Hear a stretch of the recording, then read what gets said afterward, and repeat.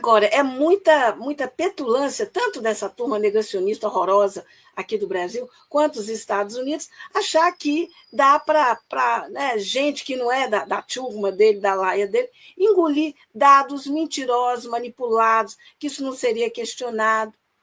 Eu acho que eles estão surpresos, porque estão lidando com a Terra plana, está lidando com a gente da Terra, a Terra é redonda. Então é complicado, né? É complicado. O Trump tem alguma coisa de figura enigmática, né, Ângela? Eu acho que ele doentia. E ele tem uma coisa de imprevisibilidade muito grande, né?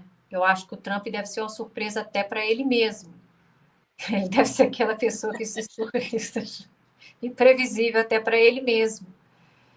E nesse exato momento, a imprevisibilidade dele foi a nosso favor. Uhum.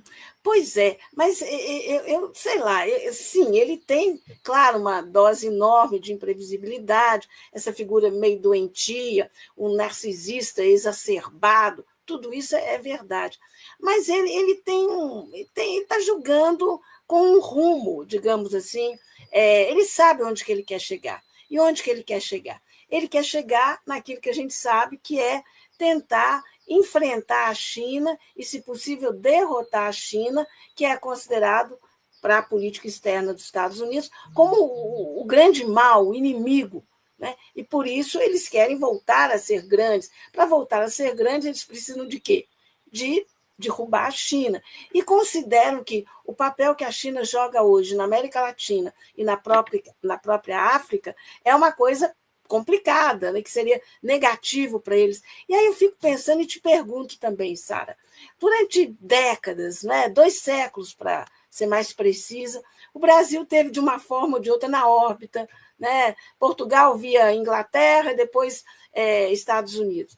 E aqui o que os Estados Unidos contribuíram para, né, o desenvolvimento do Brasil é muito pouco ou quase nada, sem falar né, nas pressões, o golpe, etc. E a gente não vê isso na política externa chinesa. Ela não tem uma pretensão de hegemonia, me parece. Então, quer dizer, com os Estados Unidos, eu acho que a gente sabe o que vem. Com a China, não tem muita clareza. Agora, eu acho que certo mesmo está o presidente Lula nessa postura, que é um pouco a postura do ex-presidente Getúlio Vargas, de negociar com os dois e de buscar um caminho próprio do Brasil.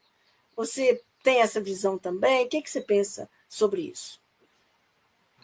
Acho que quando a gente teve a Lava Jato, a gente teve uma forma muito explícita de que o Império ainda não tinha morrido, de que eles tinham tentáculos extrajudiciais renovados, né? Porque toda essa operação da Lava Jato, ela teve a mão do Departamento de Estado americano, do Departamento de Justiça americano, que foi investigar a Petrobras em todo e qualquer país que a Petrobras tinha negócio, e foi uma empreitada política, né? Foi com agentes locais, que a gente teve a oportunidade aqui no DCM, Ângela, de entrevistar o John Kiriakou, um ex-agente da CIA.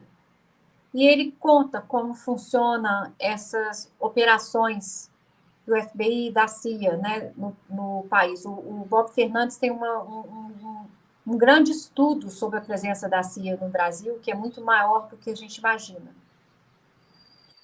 E ele fala disso. Você não necessariamente vai dar uma grande coisa para um Sérgio Moro que vai ajudar. Você vai dar uma vaga para o filho dele em Stanford, por exemplo. E nisso aí você já vai se infiltrando. E o próprio Fidel Castro falava, né? Embaixadas americanas no mundo são centros de espionagem, e realmente é isso mesmo. Os cabos diplomáticos do Wikileaks revelou isso. Então, eu acho que essa versão da Lava Jato, ela foi muito didática para a gente entender que o Império está funcionando, reeditado, com novas... Foi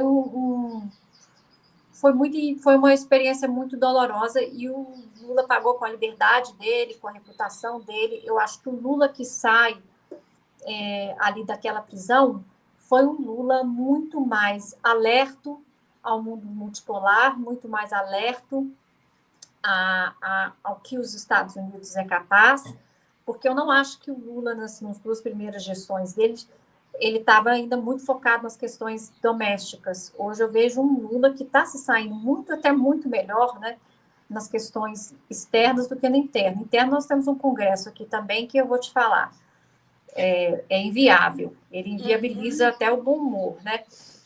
Então, eu acho que existe isso. Ainda assim, acho que em alguns aspectos, o Itamaraty deve barrar muita coisa. Ali dentro do Itamaraty, você tem uma colcha de retalhos, de ideologias, de cargos, é um mundo muito vaidoso também.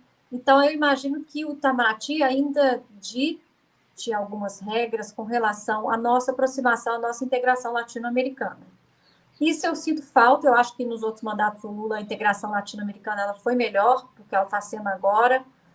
A questão da imiscuição brasileira ilegal, na questão do voto da Venezuela, aquilo foi uma coisa que não tinha precedentes na diplomacia brasileira.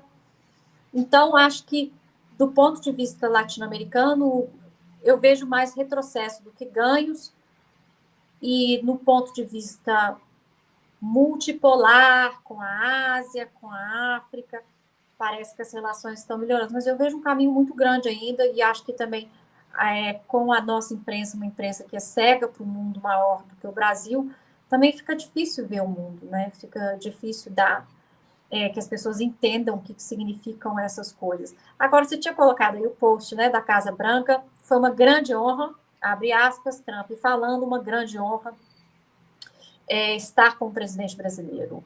Eu acho que nós faremos pretty good things, pretty good deals, muitos bons acordos para ambos países. Nós sempre tivemos uma boa relação e eu acho que ela continuará. Então, ele está fazendo a mímica do Lula. O que o Lula falou, ele incorporou, ele colocou ali.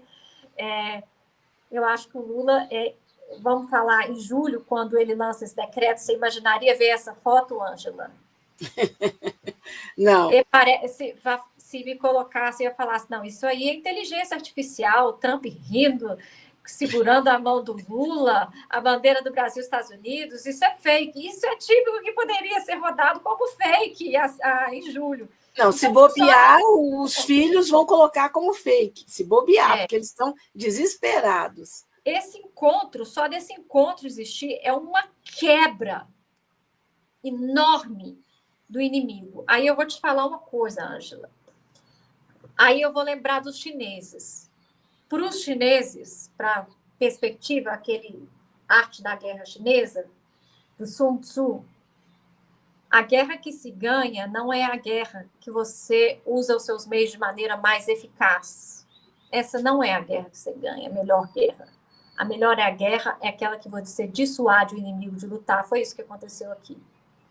Uhum. O Lula foi dissuadir o inimigo, ele tirou o inimigo do caminho, de certo modo, e abriu um espaço para o diálogo. Isso aqui é política, isso aqui é realmente assim, é uma visão surreal. Independente do que sair disso aqui, esse ato deles entrarem na mesa e se escutarem, eu já achei isso em si uma coisa grande.